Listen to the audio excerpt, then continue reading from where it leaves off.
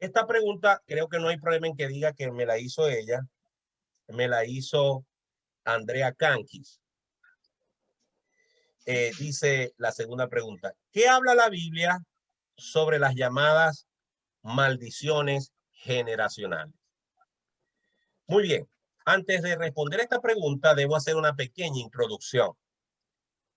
Desde hace mucho tiempo ha surgido dentro de la iglesia cristiana una percepción, una concepción, una ideología de que los creyentes, los hijos de Dios, podemos estar arrastrando con nosotros desde el punto de vista espiritual maldiciones generacionales. Es decir, que si nosotros, aunque seamos creyentes, tuvimos, perdón, un abuelo, un bisabuelo, un padre que fueron, eh, que fueron brujos, por ejemplo, entonces yo, sin tener ninguna responsabilidad de eso, traigo en mí y sigo teniendo en mí, aún siendo cristiano, las consecuencias de ese pecado de brujería, de hechicería. Y podríamos poner otros ejemplos: alcoholismo, prostitución, promiscuidad, ira y otra cantidad de pecados y de manifestaciones pecaminosas destructoras, homosexualidad, etc. Si tienen abiertos sus micrófonos, ciérrenlos, por favor. Entonces, esta idea es un poco no, es una idea contraria a la Biblia, porque la Biblia claramente nos enseña que ninguna condenación hay para los que están en Cristo Jesús.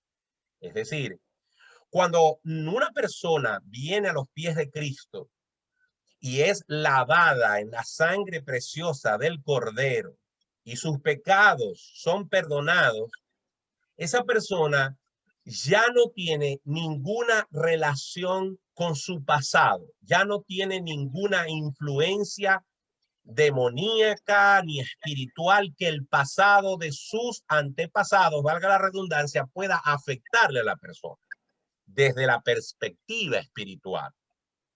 Es decir, no podemos dejar que alguien nos diga que yo soy mentiroso siendo cristiano y que tengo debilidad con la mentira porque mi papá y mi abuelo fueron mentirosos y entonces espiritualmente ellos me transmitieron eso a mí. Porque si yo he creído en Cristo, yo soy lo suficientemente responsable para cortar con esos lazos y esas maldiciones no me tienen por qué seguir en caso de que esas maldiciones existan.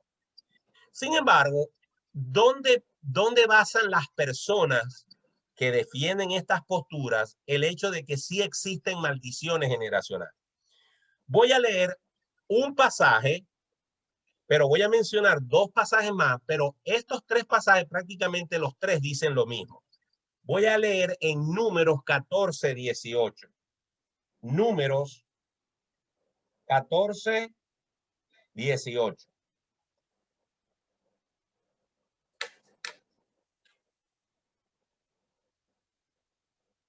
Dice el Señor en Números 14, 18.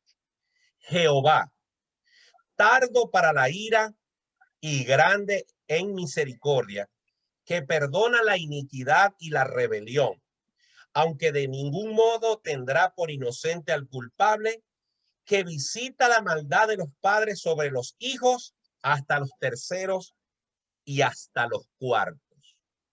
Voy a leer otro pasaje parecido a ese. Éxodo 34, 7. Éxodo 34, 7. Dice, voy a leer el 6 y el 7. Y pasando Jehová por delante de él, proclamó: Jehová, Jehová, fuerte, misericordioso y piadoso, tardo para la ira y grande en misericordia y en verdad, que guarda misericordia a millares, que perdona la iniquidad, la rebelión y el pecado, y que de ningún modo tendrá por inocente al malvado, que visita la iniquidad de los padres sobre los hijos y sobre los hijos de los hijos hasta la tercera y cuarta generación. Entonces, las personas que creen que los cristianos, los hijos de Dios, pueden estar siendo oprimidos por alguna maldición generacional, se basan en estos versículos y en una mala interpretación de ellos para decir que si yo soy cristiano y tengo ciertos problemas es porque yo tengo una maldición encima. Pero como ya lo hemos dicho y ya lo vamos a seguir analizando, los cristianos hemos roto, o más bien los cristianos no, Jesucristo con su sacrificio rompió, cortó, desechó cualquier lazo, cualquier maldición, cualquier influencia espiritual que podamos tener del pasado, porque Él nos ha lavado en su sangre y nos ha hecho nuevas criaturas y nos ha sellado con su Espíritu Santo y somos nueva criatura. Y dice la Biblia que el maligno no nos puede tocar. Ya eso es suficiente para decir que las maldiciones generacionales en los cristianos no se pueden dar. Ahora bien, sí tenemos que reconocer que la interpretación correcta de estos pasajes que yo acabo de leer también está Deuteronomio 5:9 y también está Éxodo 25, cuando, si ustedes no están anotando, no importa, porque pueden ver el video de nuevo cuando lo sube a YouTube y pueden anotar la cita. En todos estos pasajes que se nos habla exactamente lo mismo de que Dios visita la maldad de los padres, no está diciendo que Dios hace que la maldad de los padres se le pase a los hijos. No, lo que está diciendo es que cuando un padre tiene un comportamiento pecaminoso, sin duda alguna va a influenciar a sus hijos y estos hijos van a influenciar a los demás.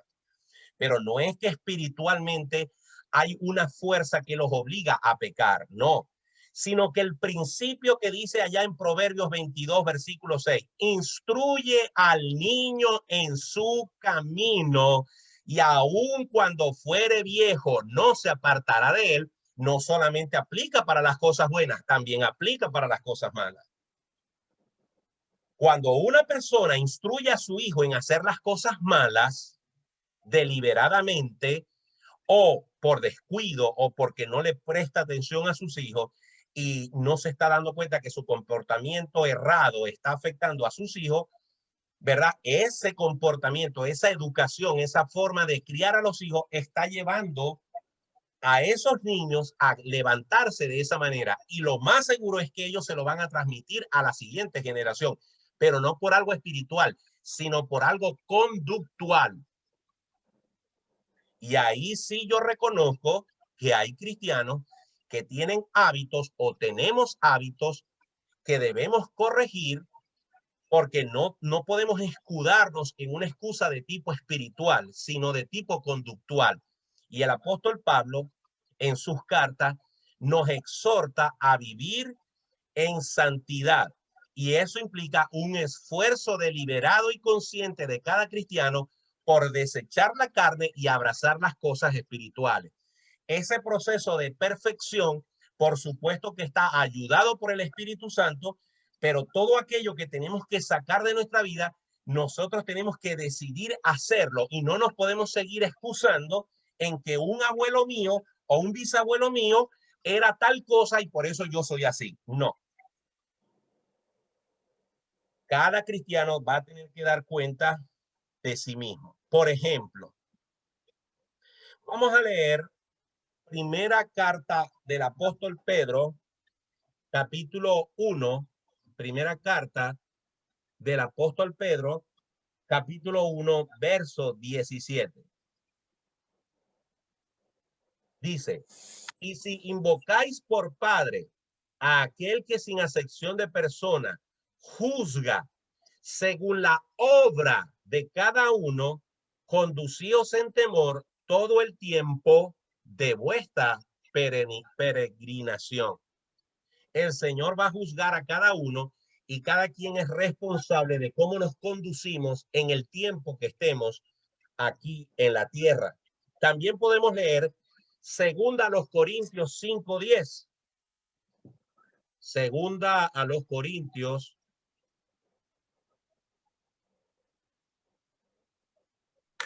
5:10. Dice, porque es necesario que todos nosotros comparezcamos ante el tribunal de Cristo para que cada uno reciba según lo que haya hecho mientras estaba en el cuerpo, sea bueno o sea malo. Entonces, todo cristiano tiene una responsabilidad individual con Dios, la cual no puede ser ni aminorada, ni disfrazada, ni excusada con el comportamiento que tuvieron mis antepasados. Porque dice la Biblia que nosotros hemos recibido un espíritu de poder y debemos luchar en contra de nuestra propia carne para que el Señor Jesucristo imponga su señorío en nuestra vida. Sin duda alguna, es una tarea de perfección que no tiene fin sino hasta el día de nuestra muerte. El mismo apóstol Pablo dijo, lo que quiero hacer, eso no hago, y lo que no quiero hacer, eso hago. Miserable de mí, ¿quién me librará de este cuerpo de muerte? El apóstol Pablo estaba consciente, como debemos estar conscientes cada cristiano, que nosotros no podremos llegar a ser perfectos sin ninguna mancha, ni mácula, ni pecado alguno, porque estamos en la carne. Pero lo que sí podemos hacer es esforzarnos por sacar de nuestra vida todo aquello que no glorifique a Dios, y Dios tomará en cuenta y mirará en nuestras vidas y en nuestro comportamiento que nos esforzamos por vivir en santidad. Pero no podemos argumentar maldiciones generacionales con ese fin.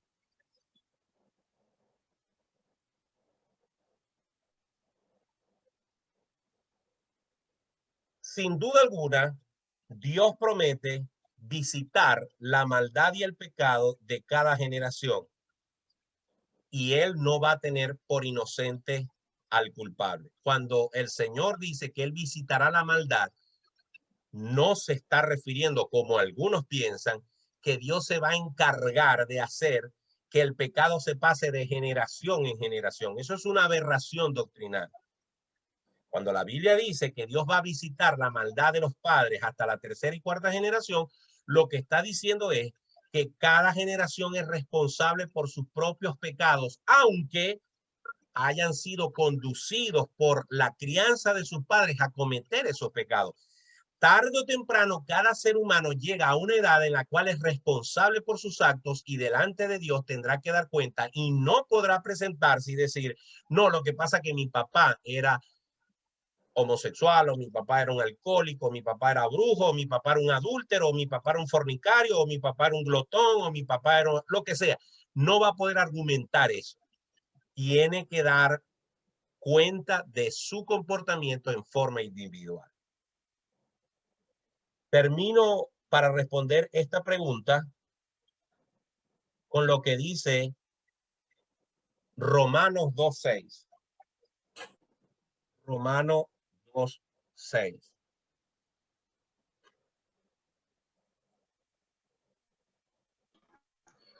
Pastor, tengo una pregunta. Cuando termine, me avisa para hacerse una duda que tengo. Sí.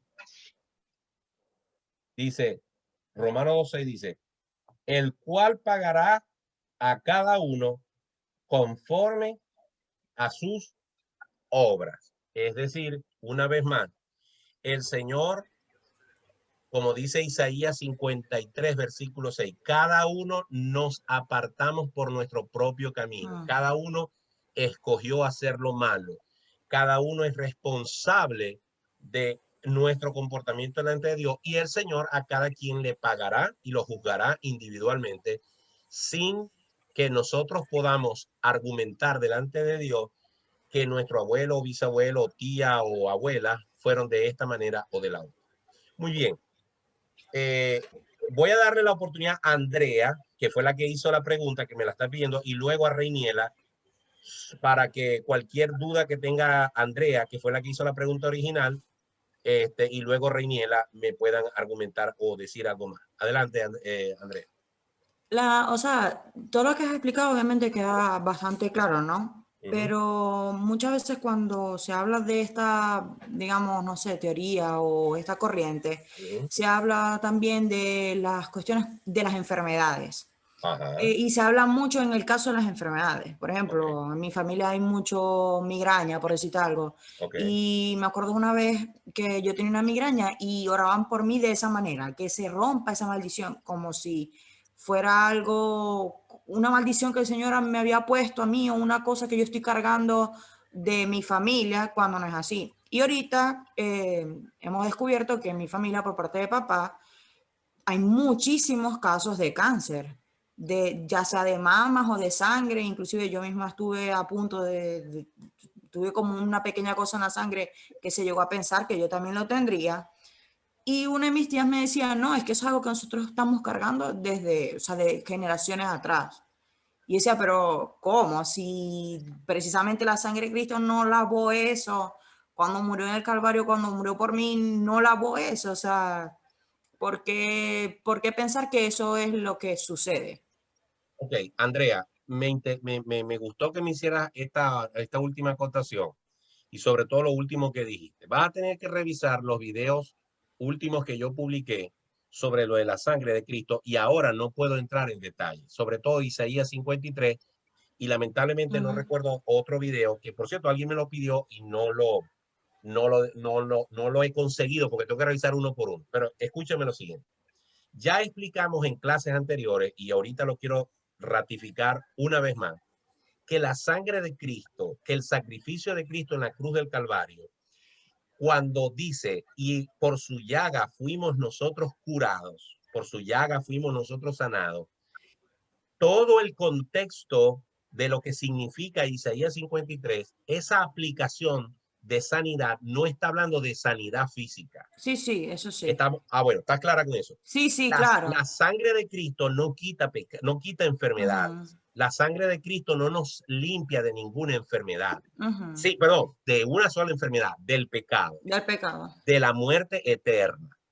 Los cristianos nos podemos enfermar de cáncer, de Alzheimer, de cualquier enfermedad que pueda existir, porque eso forma parte, lamentablemente, de aquella degradación que se generó en el Edén como consecuencia del pecado de Adán y Eva. ¿Dios puede sanar? Sí. ¿Dios tiene poder para sanar un cáncer o la enfermedad más terrible? Sí. ¿Dios puede hacer un milagro en la vida? Sí. Yo no soy de los cristianos que piensa que Dios no hace milagros. Claro que hace milagros.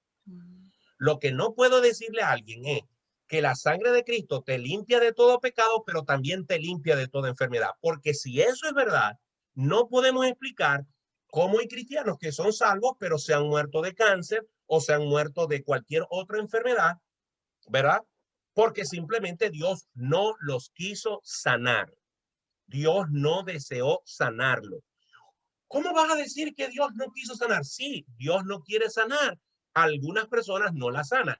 Pablo le dijo, Pablo, le he pedido al Señor 3 veces que me quite un aguijón y el Señor me ha dicho, no, bástate mi gracia, porque en tu debilidad se perfecciona mi poder.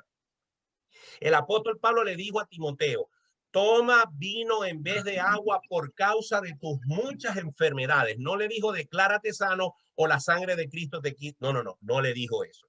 Yo soy cristiano y me ha dado coronavirus. Y hay cristianos como yo que debimos haber estado en una condición mucho peor por mi condición de peso y a Dios le plació en su misericordia tenerme vivo hasta hoy. Y hay gente de 25 años sana que le dio coronavirus y se complicó con los pulmones y se murió porque Dios así lo permitió. ¿Por qué? No lo sé. Lo que sí sé, y en respuesta a tu pregunta es lo siguiente.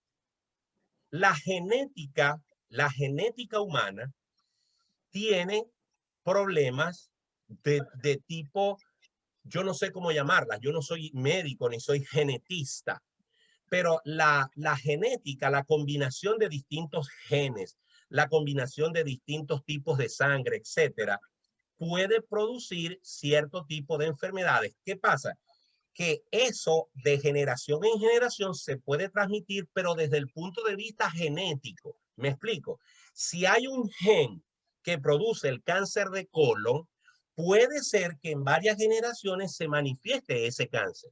Por ejemplo, mi papá murió de cáncer de colon y yo no puedo negar que mantengo la preocupación de que a mí me puede dar o a mis hermanos le puede dar, pero no por una maldición generacional, sino porque puede ser que en las células que yo heredé de mi padre, el gen que le produjo a él ese cáncer esté navegando en mi torrente sanguíneo y en algún momento se active.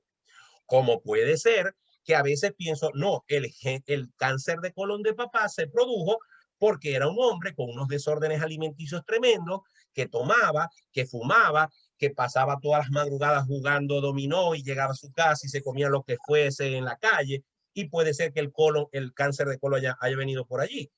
De hecho, mi familia Portillo, la que es lo que somos, digamos, herederos de mi papá y de mis tíos paternos, casi no hay manifestaciones de cáncer. Pero en una familia que está exactamente al lado nuestro, que son primos, en todos ellos casi todos han muerto de cáncer y vienen, digamos, de la misma rama. Pero la combinación genética de uno que era Portillo con otro que no era Portillo pudo haber dado ese tipo de resultado. Pero no es una cuestión espiritual en el sentido de que como cristiano recibiste una maldición, porque si es así, entonces el poder y sacrificio de Cristo en la cruz está limitado. Si es de orden espiritual, nosotros, dice la Biblia, que no tenemos ninguna condenación en el orden espiritual. Todos los beneficios que narra la palabra para los cristianos están dirigidos al alma, al espíritu, no al cuerpo.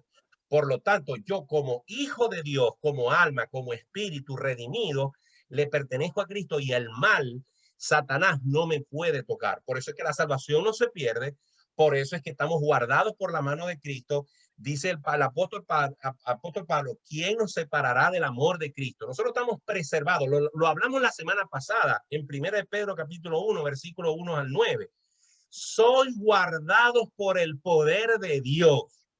Entonces, desde el punto de vista espiritual, no hay nada que nos pueda llegar. Pero si mi papá tuvo cáncer y yo llego a tener el mismo cáncer, no es por un asunto espiritual, es un asunto genético. ¿Ok? Y de todas maneras, de algo me tengo que morir. ¿Ok? Miren, falta mucho material. Veo que Mariela me está pidiendo la mano, ya va. Y yo no me quiero desviar. Estaba contestando esto porque en verdad había olvidado el contexto de la pregunta que me hizo Andrea, y yo se lo quería aclarar. Quiero darle chancecito rapidito a Reñela para saber si la pregunta tiene que ver con esto o no. Sí, pastor, buenas tardes a todos. Pastor, también en relación al tema de las maldiciones. Cuando un padre, conozco un caso, ¿verdad? Cuando un padre, una madre, ha maldecido a uno de sus hijos y ha declarado con su boca que no va a prosperar, que todo le va a salir mal, ¿eso de alguna forma puede repercutir en la vida de la persona que es cristiana o no? Si es siendo una madre o un padre hacia un hijo. Muy bien.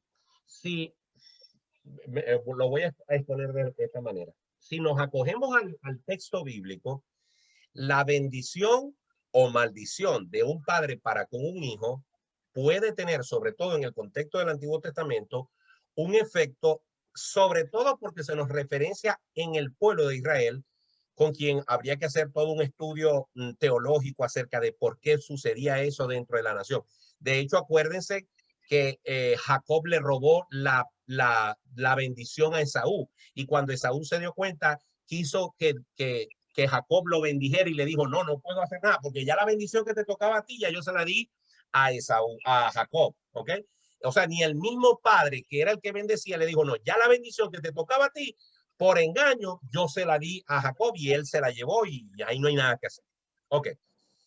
Pero volvamos al tema de ahorita.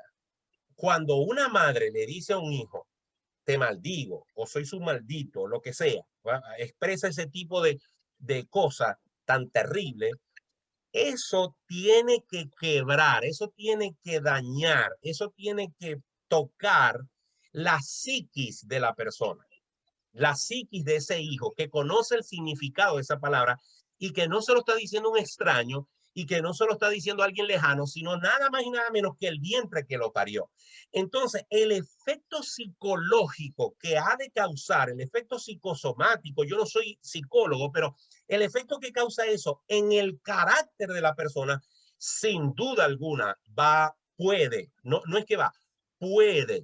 modificar el carácter. Puede ser que ese muchacho se le siembre una raíz de amargura, puede ser que ese muchacho se le siembre una frustración, puede ser que ese muchacho sienta el temor de que como mamá me maldijo, todo me va a salir mal, y hay una predisposición a eso. Ahora bien, si una persona es cristiana, no puede decir, lo que pasa es que cuando yo tenía 15 años, mi mamá me maldijo y por eso todo me sale mal. Porque si es cristiana y hay algún llegó a haber algún efecto espiritual, porque Satanás estaba obrando en esa persona cuando no era de Cristo, eso sí se corta en el momento de la conversión.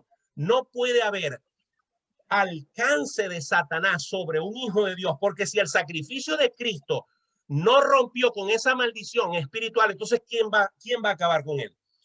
Yo le pregunto a los que creen en las maldiciones generacionales, suponiendo que un cristiano tiene una maldición generacional, si el sacrificio de Cristo en la cruz no lo pudo librar de eso, ¿qué lo va a librar? Que un pastor venga y le declare y le haga un conjuro. No, nada puede estar más allá del sacrificio de Cristo y de la confesión del corazón y de la boca. Yo creo que Cristo es mi Señor y mi Salvador. Y Juan 1, 11 y 12 dice, a los suyos vino y los suyos no le recibieron, más a los que le recibieron, a los que creen en su nombre les dio la potestad de ser hechos hijos de Dios. Y si Dios está conmigo, ¿quién contra mí? Espiritualmente, si hubo algún efecto, ya no lo puede haber. Pero, cuando venimos a Cristo, los hábitos, nuestro carácter no necesariamente es transformado, porque ya eso es parte de nuestro ser terrenal y es producto quizás de esa personalidad. Si va a tener que ser tratada, sanada, esa persona va a tener que orar, perdonar a la madre que lo maldijo, dejar salir esa raíz de amargura que va a producir, por supuesto, en su corazón malestar y va a traer muchas consecuencias. Eso sí es verdad, tiene que haber un proceso de sanidad, pero con lo que yo lucho es pensar que Satanás tiene algún tipo de poder sobre un creyente, repito, porque si lo tiene, entonces ¿quién lo va a librar si no lo pudo librar el sacrificio de Jesús? Pero sí puede necesitar de un proceso de sanidad mental. Para cerrar el tema, quiero no ser injusto y darle la oportunidad a Mariela a ver si su pregunta tiene algo que ver con el tema para cerrar este punto, porque me faltan 2 preguntas por contestar. Bueno, no es pregunta, es como una reflexión de lo de las maldiciones. Muy bien, lo más breve posible. Lo más breve posible. Bueno, por ejemplo, no solamente de enfermedades, sino que el papá se suicidó, el tío se suicidó, cosas así, yo he visto. Y yo he ido al médico y cuando me preguntan, ¿tu mamá qué sufre? Bueno, tiene esto, sí, tiene esto, tiene el síndrome de Young y tal. Y, ¿y tu papá tiene esto? Entonces, el médico me dijo, no te veo buen destino. Y yo digo, yo sí me lo veo porque ya yo soy nueva criatura y Cristo está en mí. Yo lo que sí creo, que el ADN tiene una información. ¿Y cómo llegó esa información allí? Entonces, pero también es verdad que cuando uno llega a Cristo, muchas cosas desaparecen de nuestras vidas. Pero en nuestros familiares que no conocen a Cristo, tenemos que orar por ellos, digo yo. Porque, por ejemplo, por parte de mi papá, algunos de ellos, de nuestras, practicaban brujería. Y casi todas mis primas no han tenido hijos y no están casadas. Pero por parte de mi mamá siempre han tenido temor de Dios y, bueno, ellas tienen muchos hijos. Entonces, pero también es verdad que, por ejemplo, en la Biblia, cuando uno lee el Antiguo Testamento, uno dice, bueno, David hizo lo correcto ante los ojos de Dios, pero después el hijo no hizo lo correcto delante de los ojos de Dios, pero el hijo del hijo sí hizo lo correcto delante de Dios. Entonces yo digo que como que son muchas telas que cortar y es algo que de verdad nosotros necesitamos que el Espíritu Santo, que clama con gemidos indecibles, nos ayude. Porque, por ejemplo, yo voy a dar 2 casos rapiditos. Juan Gabriel. Él fue violado, su mamá lo rechazó, ¿qué tal? Y él tuvo una vida, podría haber tenido éxito en la música, pero tuvo una vida muy triste. Y después de muerto, hasta los hijos pelean por esa. Pero Joyce Meyer fue violada más de 200 veces por su papá. Y ahora el esposo trabaja, los hijos trabajan, un hijo se fue hasta el África. Entonces ella dice que en su familia había violación, pero que ella se puso a orar y dijo, Señor, ni mis hijos ni los hijos de mis hijos van a sufrir esto más. Entonces yo como usted dice, la sangre de Cristo quita la enfermedad del pecado. Ahí sí es un pecado, pienso yo, generacional, será, no sé, de verdad que, pero lo que sí creo es que cuando ya uno es cristiano, que uno acepta a Cristo, muchas cosas caen, pero también uno tiene que hacer el trabajo de, por ejemplo, de orarle al Señor y pedir al Espíritu Santo que lo que no le agrade, que lo quite. Eso era todo. Okay. Gracias, Mariela. Repito y cierro con esto.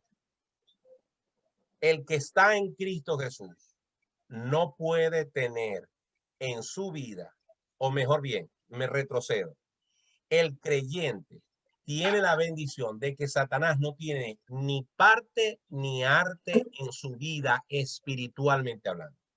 Si alguna vez Satanás tuvo algún tipo de poder, algún tipo de influencia espiritualmente hablando, el día de la conversión, el día que fue bañado, el día que fue cubierto, el día que fue limpiado por la sangre de Cristo, el día que su nombre fue anotado en el libro de la vida y el día que fue sellado por el Espíritu Santo, pasó de muerte a vida.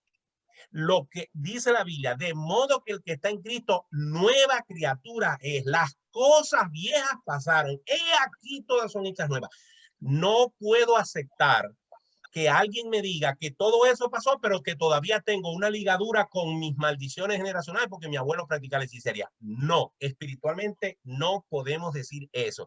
¿Por qué? Porque la Biblia lo dice y porque yo le pregunto a esa persona que me sigue insistiendo, entonces si el sacrificio de Cristo no me pudo cortar de esas líneas espirituales con el pasado, ¿qué lo va a hacer? Que hayan trauma, que hayan cosas que sanar, que hayan malos hábitos, que hayan malos ejemplos, que hayan raíces de amargura, que hayan heridas a nivel psíquico, a nivel mental, a nivel de nuestro corazón, que debemos de sanar, sí. Pero Satanás no tiene ni parte ni arte conmigo. El problema es que este tema se usa mucho para chantajear a algunos cristianos, para decirles que tienen que ser liberados. Yo no puedo liberar a un cristiano. Si él ya Cristo cortó las cadenas, ya Satanás no tiene ni parte ni arte conmigo. Ese es el punto.